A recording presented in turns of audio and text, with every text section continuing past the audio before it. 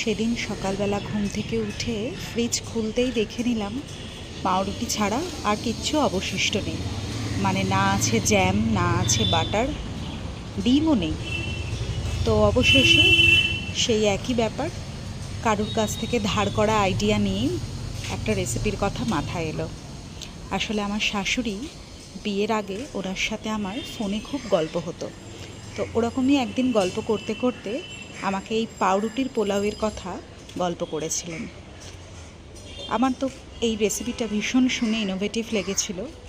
বিয়ের পর আমি এটা বেশ ব্রেকফাস্টে রেখেই থাকি একটা রেসিপি হিসেবে। ভালোও লাগে খেতে। রোজ একঘেয়ে পাউরুটি খাওয়ার যে ব্যাপারটা, সেটা থেকে কিন্তু এটা অনেকটাই অন্যরকম। যদিও ওনার কখনোই সুযোগ হলো না দেখার যে বৌমা কীরকম, ওনার মতো পারছেন কি না পাউরুটির পোলাও করতে, বা যেমনই পারি না কেন সেটা টেস্ট করার।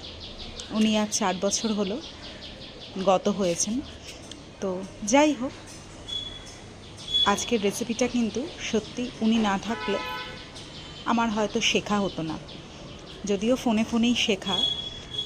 তো তোমরাও জানিও তোমরা এরকম ইনোভেটিভ কী কী আইটেম ব্রেকফাস্ট টেবিলে রাখো। তো চলো, আজকের দিনটা তোমাদের খুব ভালো কাটুক। দেখা হবে পরের একটা অন্য ভিডিওতে। আর আমার চ্যানেলের ভিডিওগুলো যদি ভালো লেগে থাকে, ডেফিনেটলি চ্যানেলটাকে সাবস্ক্রাইব করে দিও। আর লাইক, কমেন্ট, শেয়ার করতে কিন্তু ভুলো না। চলো, টাটা।